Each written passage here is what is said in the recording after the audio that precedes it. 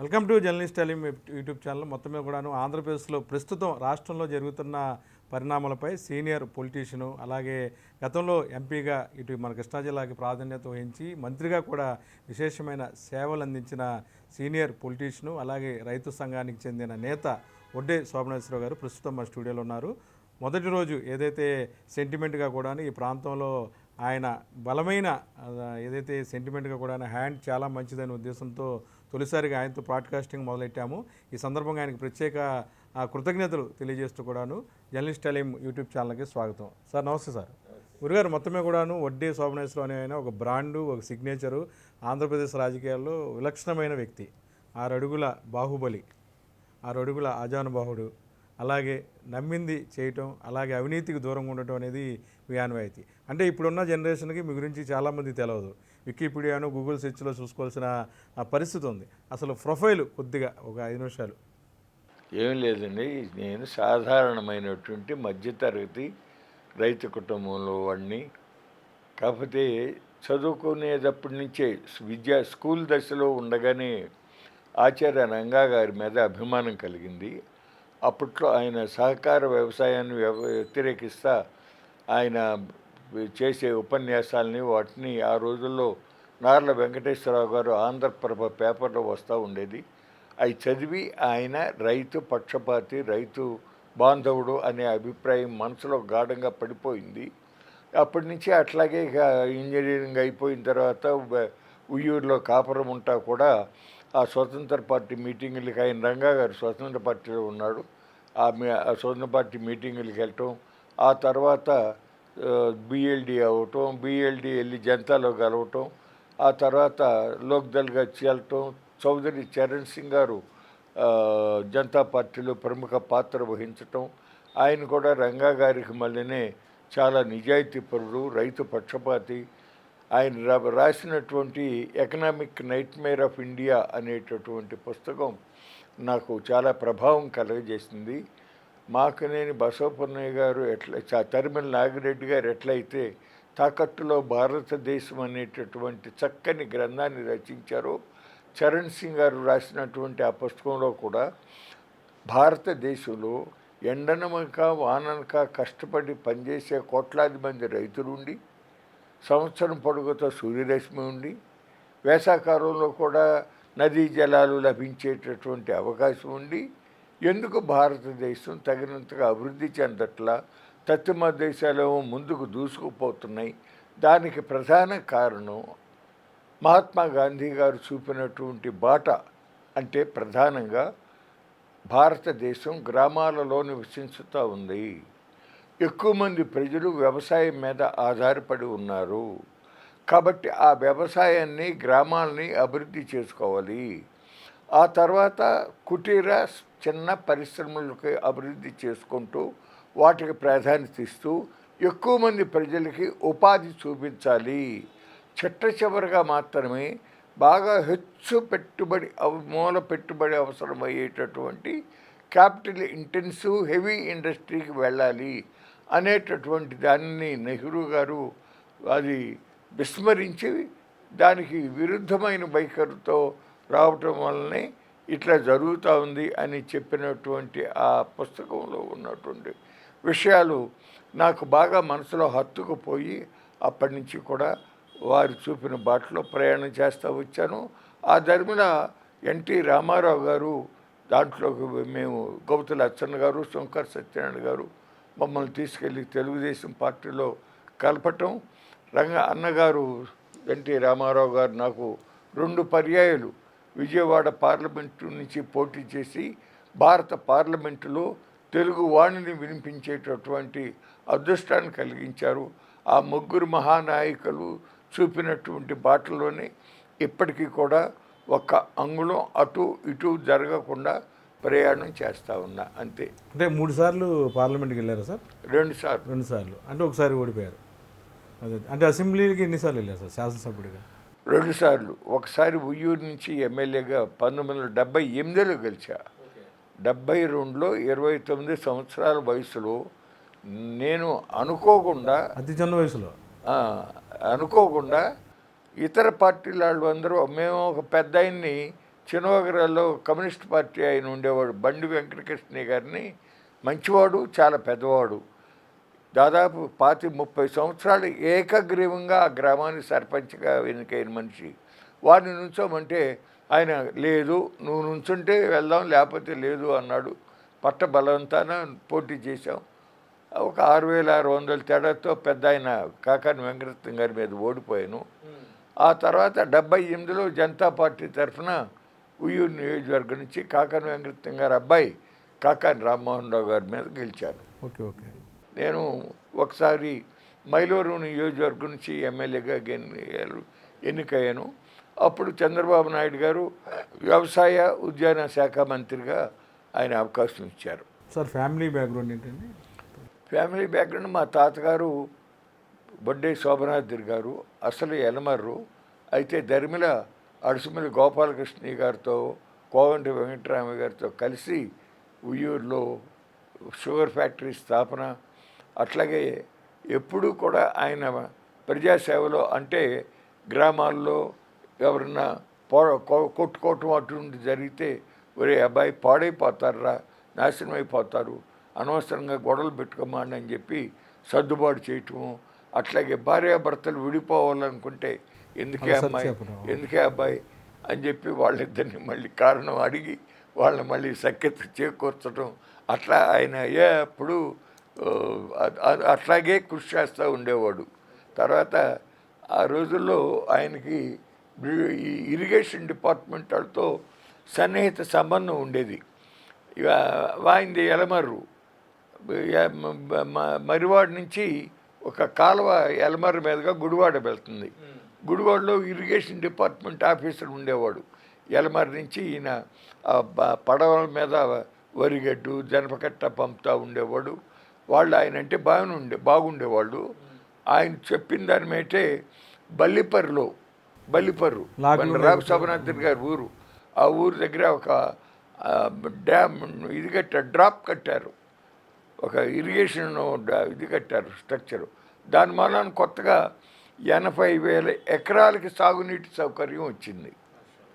అంతకుముందు విజయవాడలో మన కృష్ణ ఆనకట్టు కెప్టెన్ ఓఆర్ఆర్ టైంలో సర్ ఆర్థర్ కాటన్ గారి సలహాతో కట్టబడింది. మొట్టమొదటిలో 3 అడుగులు ఎత్తుండే తలుపులు. తర్వాత మా తాతగారును ఇంకా ఇతర పెద్ద రైతులు అందరూ ఆ రోజుల్లో బ్రిటిష్ ఇంజనీర్లతో మాట్లాడి దాన్ని 6 అడుగులు ఎత్తు పెంచాలి అని చెప్పి రిక్వెస్ట్ చేసి విజ్ఞప్తులు చేసి అది కూడా చేయించారు. అట్లా ఎప్పుడు కూడా ఆయన ప్రజాసేవలో ముందు నుంచి కూడా ఫ్యామిలీ పొలిటికల్ బ్యాక్గ్రౌండ్, సర్వీసు, సేవ.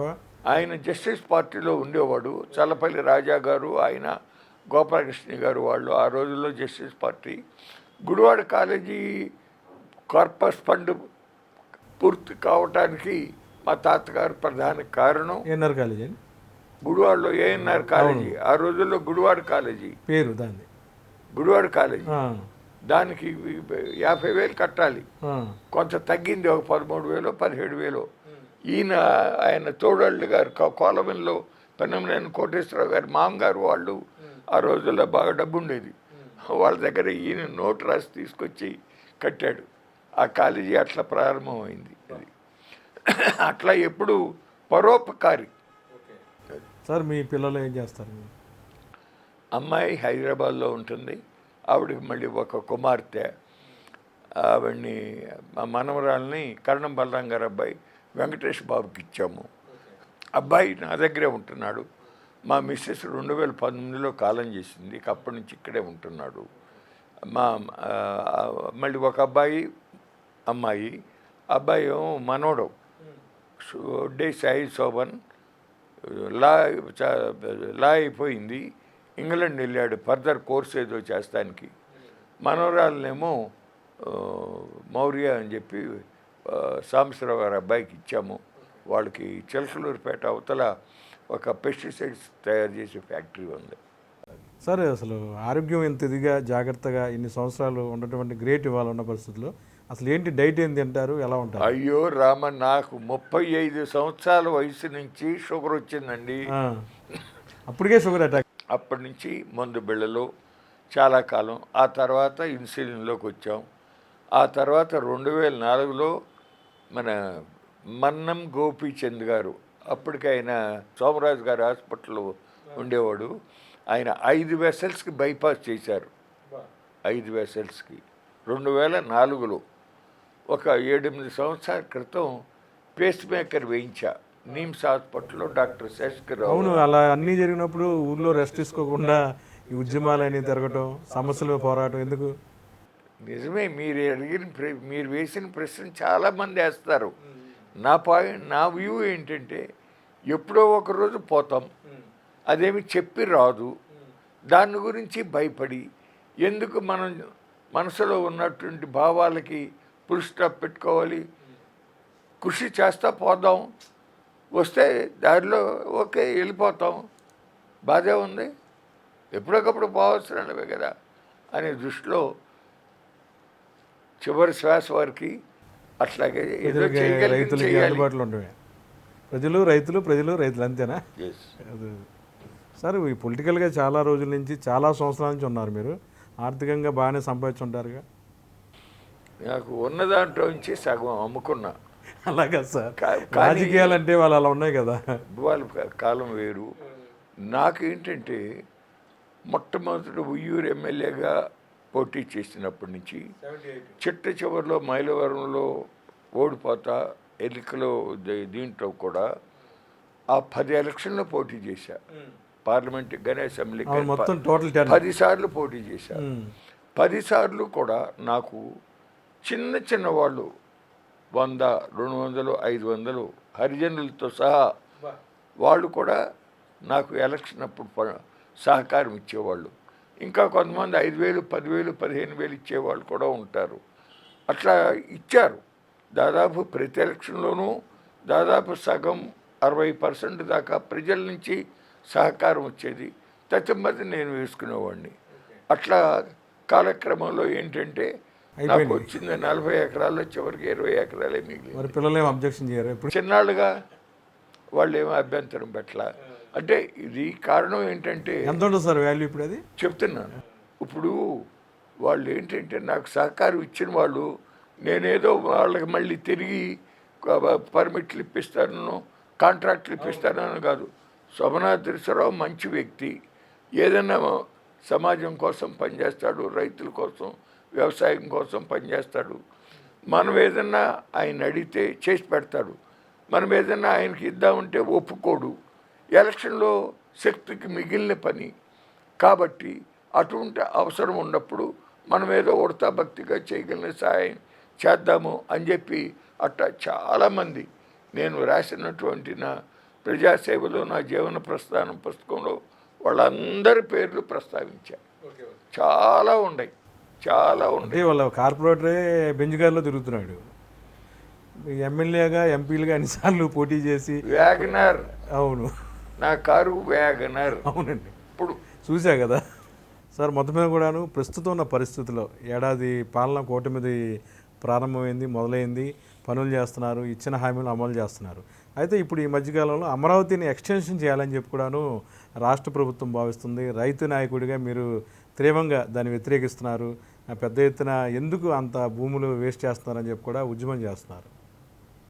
ఇప్పుడు ఇదివరకే కొన్ని పొరపాట్లు జరిగినాయండి అలీం గారు. అసలు మొదటి అడుగు దగ్గర నుంచి సరైన ఆలోచన జరగల. ఉదాహరణకి ఇది అమరావతి నిర్మాణానికి, రాజధాని ఏర్పాటు. తెలుగు ప్రజలు, మన ఆంధ్రప్రదేశ్లో ఉన్నటువంటి ప్రజలు, అటు శ్రీకాకుళం నుంచి అనంతపురం దాకా కూడా మనం విభజనకి సుముఖం కాదు. ఎందుకంటే సుదీర్ఘకాలం పాటు మన ప్రాంతం కూడా హైదరాబాద్ రాజధానిగా ఆంధ్రప్రదేశ్ ఏర్పడి లక్షలాది మంది ప్రజలు హైదరాబాద్లో స్థిర నివాసాలు ఏర్పాటు చేసుకుని పిల్లల చదువులో, వ్యాపారాలు, పరిశ్రమలు, ఆ విధంగా అక్కడ స్థిర నివాసం ఏర్పరచుకుని అక్కడికి ఇక్కడికి కూడా లైవ్ కనెక్షన్ ఉంటా ఉండేది. కానీ కొద్దిమంది రాజకీయ నాయకుల స్వార్థం కొరకు రాష్ట్రం విడగొట్టబడింది. విడగొట్టబడిన తర్వాత మనకి కేంద్రం, ఆనాడు విడగొట్టిన కాంగ్రెస్ ప్రభుత్వం పార్లమెంట్లో విభజన చట్టాన్ని తెచ్చింది. దానికి కావాల్సినటువంటి సెక్రటేరియటు, అసెంబ్లీ, హైకోర్టు, మౌలిక వసతులన్నీ కూడా కేంద్ర ప్రభుత్వం ఏర్పాటు చేస్తుంది అని చెప్పి అందులో స్పష్టంగా పేర్కొన్నారు. రెండోది, రాజధాని ఎక్కడ ఏర్పాటు చేయాలి అనే దానికి శివరామకృష్ణ గారి నేతృత్వంలో కమిటీని వేశారు. ఆ కమిటీ రిపోర్ట్ ఇవ్వకముందే చంద్రబాబు నాయుడు గారు ఈ మున్సిపల్ మంత్రి నారాయణ గారి నేతృత్వంలో ఆయన వేరే ఇంకో కమిటీని వేశాడు. శివరామకృష్ణన్ కమిటీ రిపోర్ట్ రాకముందే ఈ నారాయణ గారి కమిటీ గుంటూరు విజయవాడ మధ్యలో రాజధాని ఉంటే బాగుంటుందని ప్రకటించేశారు. చంద్రబాబు నాయుడు గారి మనసులో ఉన్నది ప్రకటించేశారు. శివరామకృష్ణన్ కమిటీలో రిపోర్ట్లో ఏముంది?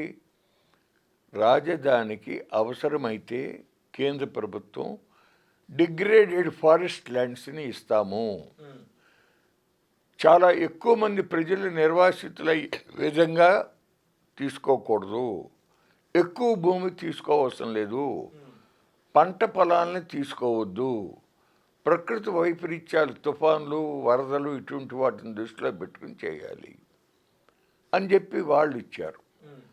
ఈయన మనసులో అక్కడ పెట్టాలి అనేటటువంటిది, అమరావతిలో పెట్టాలి అనేది ముందుగానే ఒక అభిప్రాయానికి వచ్చాడు ఆయన.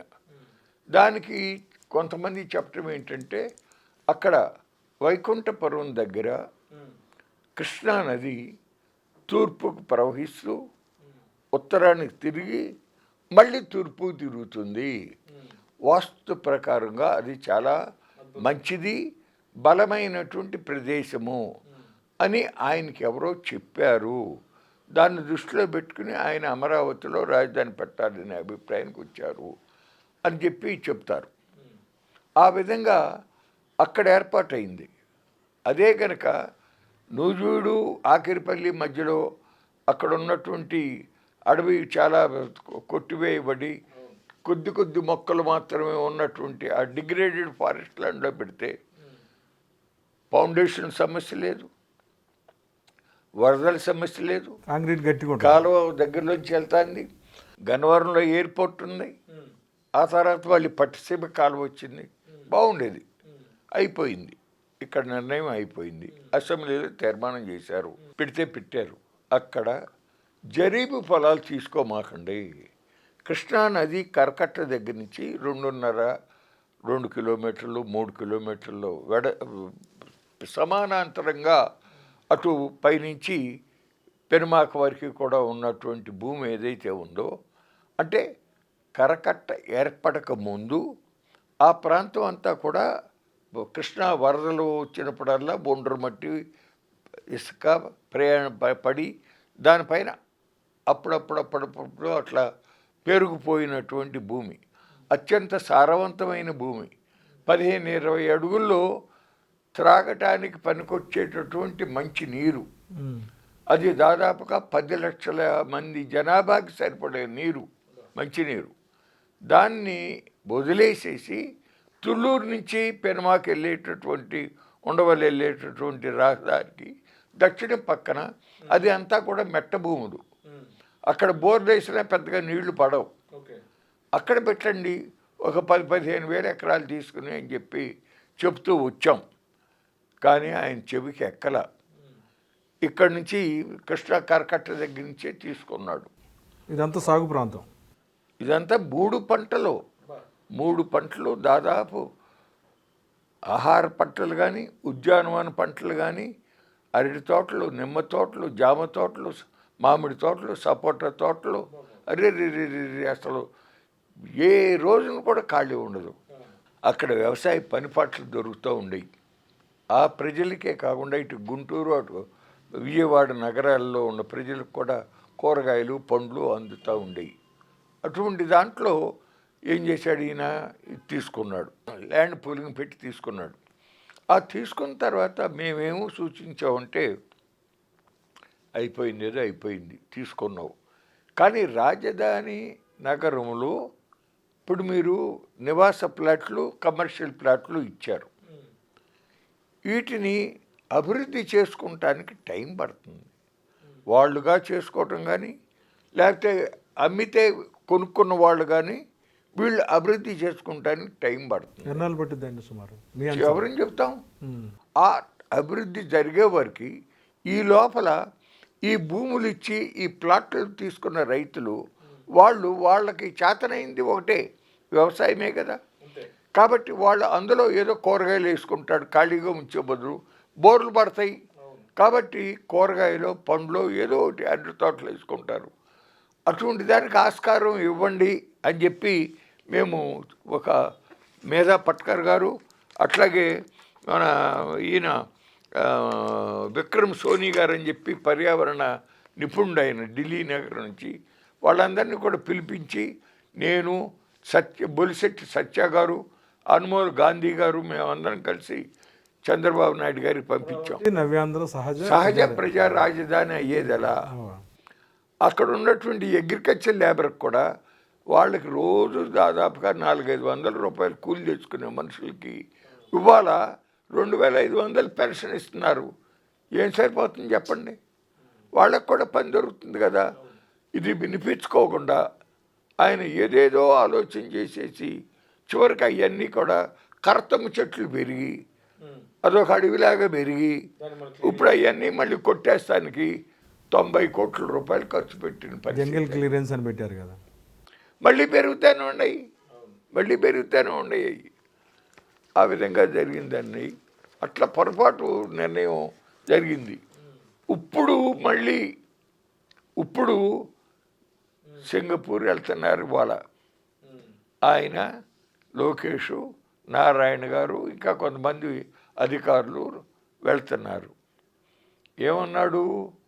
కిందటిసారి నేను సింగపూర్ వాళ్ళతో రాజధాని నగరాన్ని బ్రహ్మాండంగా అభివృద్ధి చేయిద్దామని అనుకున్నాను. జగన్మోహన్ రెడ్డి దాన్ని వేరే రకంగా చిత్రీకరించి దాన్ని పాడు చేశాడు, దెబ్బ కొట్టాడు. దాని మూలన వాళ్ళు వెళ్ళిపోయారు. ఇప్పుడు నేను వెళ్ళి వాళ్ళతో మాట్లాడి వాళ్ళ మళ్ళీ సుముఖత చెప్పేటట్టుగా మార్చి తీసుకొస్తానికి ప్రయత్నం చేస్తాను అంటున్నాడు. ఇది చాలా పొరపాటు.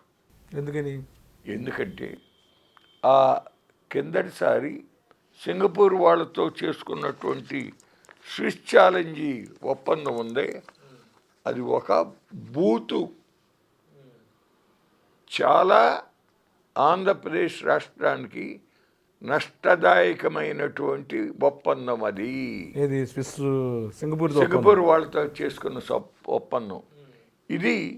ప్రజలకి సరిగ్గా పూర్తిగా వివరాలు చెప్పకుండా మభ్యపెట్టి రాష్ట్ర ప్రభుత్వం ఒక మొబ్బులో పెట్టినట్టు చిత్రం, ఒక దీంట్లో గ్రాఫిక్స్ చేస్తూ ఉంది. చాలా తప్పిది.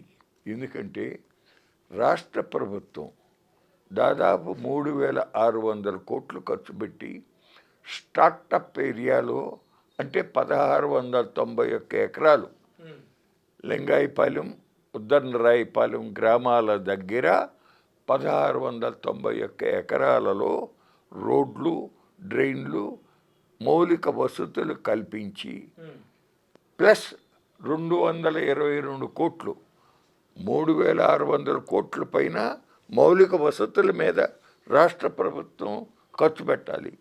222 కోట్లు డబ్బు పెట్టాలి. పెడితే రాష్ట్ర ప్రభుత్వానికి 42% వాటా. సింగపూర్ కన్సార్షియం వాళ్ళు 306 కోట్లు పెట్టుబడి పెడితే వాళ్ళకి 58% వాటా. వాళ్ళు 4 ప్రతినిధులు ఉంటారు అమరావతి డెవలప్మెంట్ పార్ట్నర్లో. సిఆర్డిఏ తరఫున 2 ఉంటారు. సింగపూర్ వాడే చైర్మన్. ఇది ఒప్పందంలో తర్వాత వాడు ఆ 306 కోట్లే తెచ్చేది, దానికి మించేమి తేడు. ఈ 1691 ఎకరాలని బ్యాంకుల్లో తాకట్టు పెట్టి హామీగా పెట్టి అక్కడి నుంచి అప్పు తీసుకుని కడతారు. కట్టిన తర్వాత ఇప్పుడు అమరావతి డెవలప్మెంట్ పార్ట్నర్ ఉండగా మళ్ళీ వేరే 100% సింగపూర్ కన్సార్షియంకి వాటా ఉన్నటువంటి సింగపూర్ సంస్థ వాళ్ళు ఇక్కడ పెత్తనం చేసి వాటిని ఫ్లాట్లు అమ్మేది వాళ్ళకి అధికారం. అర్థమైందా? మొత్తం ప్రాజెక్ట్ కాస్టు ఆ రోజు లెక్క 3,133 కోట్లు. దాంట్లో 5.5% ఆ సింగపూర్ కన్సార్షియంకి వెళ్ళాలి. తర్వాత ఫ్లాట్లు అమ్మిందంటూ 2% వెళ్ళాలి. General management fees 2% రెవెన్యూలో.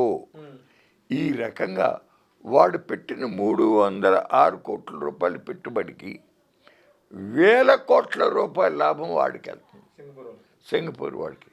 దాని మీదే మేము దాన్ని తీవ్రంగా వ్యతిరేకించి ఆ రోజు పుస్తకం వేసాం, ప్రచారం చేసాం, ప్రెస్కు చెప్పాం, అంతా చేసాం. జగన్మోహన్ రెడ్డికి ఇదంతా ఎక్కడ పట్టింది? అతను గొడవ వేరు కదా. కాబట్టి ఆయన గొడవ సరే, ఇది లోకానికి తెలిసిందేగా. జగమర్గునుడు బ్రాహ్మణుడికి జన్మ ఎందుకన్నట్టుగా జగన్మోహన్ రెడ్డి గారు ఇదంతా తెలిసిందే కదా. విషయం ఏంటంటే వాళ్ళు ఇంత చంద్రబాబు నాయుడు ఈశ్వరన్ సింగపూర్ మంత్రి, ఆ సింగపూర్ మంత్రి గారు ఇప్పుడు చంద్రబాబు నాయుడు గారు అంటున్నాడు ప్రపంచంలో అంతకన్నా అవినీతి తక్కువ దేశం ఎక్కడా లేదని. నిజమే, సింగపూర్లో అవినీతి ఉండదు, వాళ్ళు ఒప్పుకోరు. కానీ ఆ దేశంలో మరి ఈయన మిత్రుడు ఈశ్వరన్ అన్న ఆయన్ని జైల్లో పెట్టించింది అక్కడ గవర్నమెంట్. ఎందుకు పెట్టించారండి? ఎందుకు పెట్టారు దీని గురించిన వేరే ఇంకోటో మనకు తెలియదు, కానీ జైల్లో ఉన్నాడు. ఆయనతో చంద్రబాబు నాయుడు గారికి బాగా లింకు. 2-3 సార్లు ఈయన వెళ్ళాడు, ఆయన వచ్చాడు, ఇది తయారు చేశారు. ఇప్పుడు దీనివల్ల ఆంధ్రప్రదేశ్లో లాభం ఏమన్నా ఉందా చెప్పండి మీరు. అంటే మన సామాన్య వ్యక్తిగా మీరు ఆలోచించండి. ఇప్పుడు దుబాయ్లో బుర్జ్ అనేటటువంటి బ్రహ్మాండమైన బిల్డింగు కట్టింది ఎవరు అనుకుంటున్నారు? ఇండియన్స్. వాళ్ళ L&T ప్రపంచంలో 1 of the best construction company. ఇప్పుడు మన అమరావతిలో 47 అంతస్తులు 40 అంతస్తుల బిల్డింగ్లు కట్టేది ఎవరు? ఇండియన్ కంపెనీలేగా. కానీ వీళ్ళు ఏం చేశారు, వీళ్ళందరికీ పని అప్పచెప్పి అందులో రెవెన్యూ వచ్చేదంటూ పర్సంటేజ్ కొట్టేసేదానికి సింగపూర్ సంస్థకు అవకాశం ఇచ్చారు.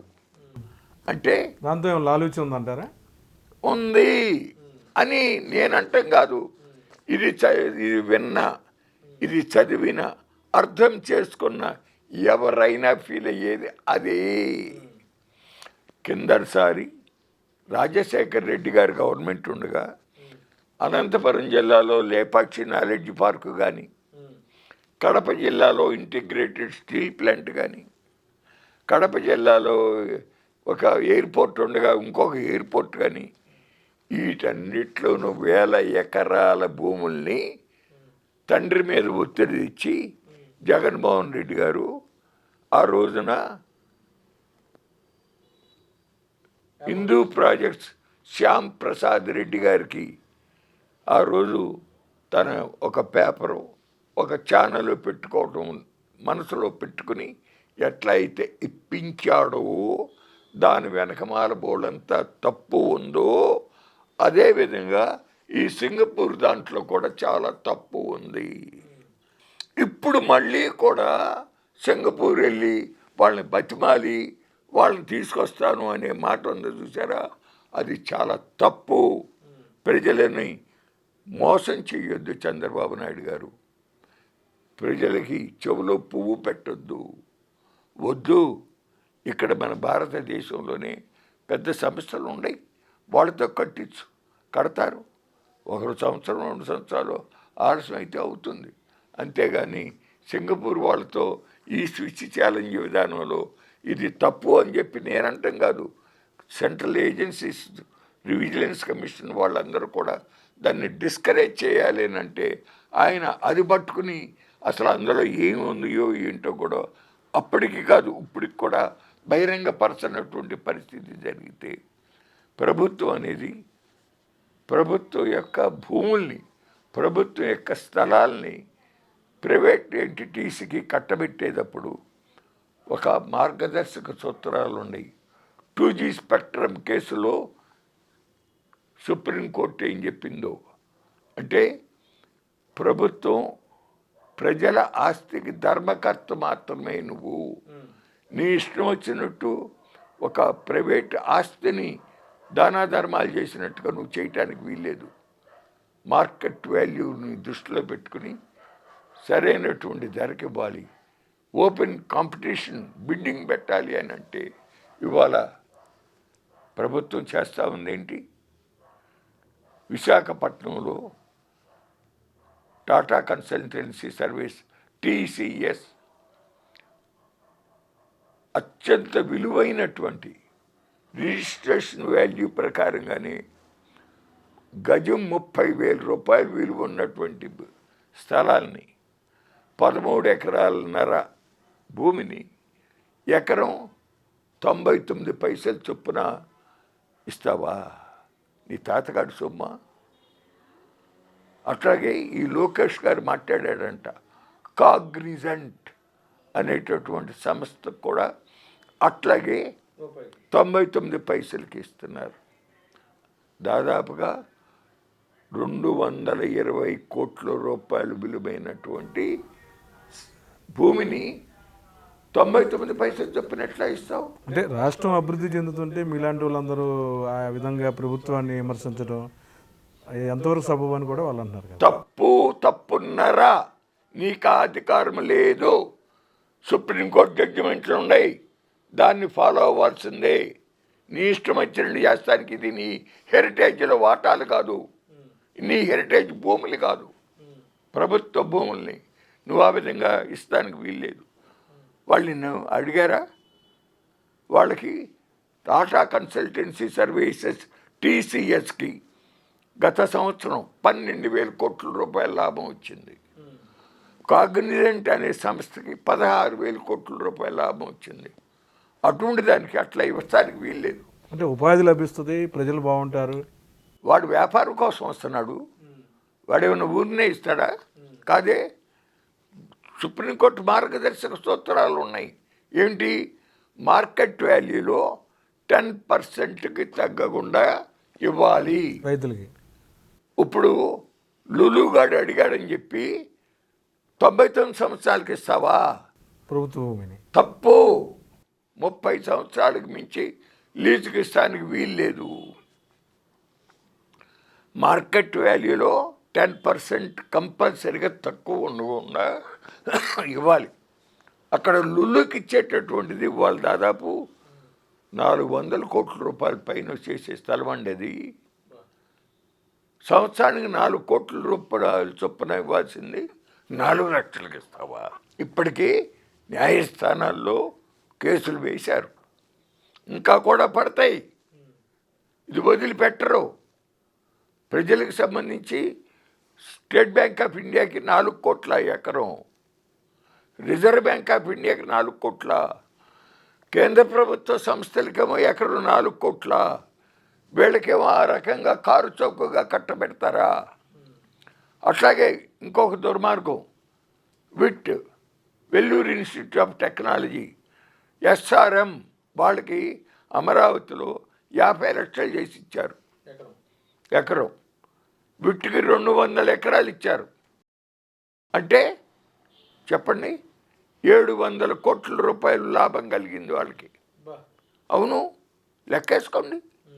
SRMకి 350 కోట్ల రూపాయలు లాభం వచ్చింది, మిగిలింది.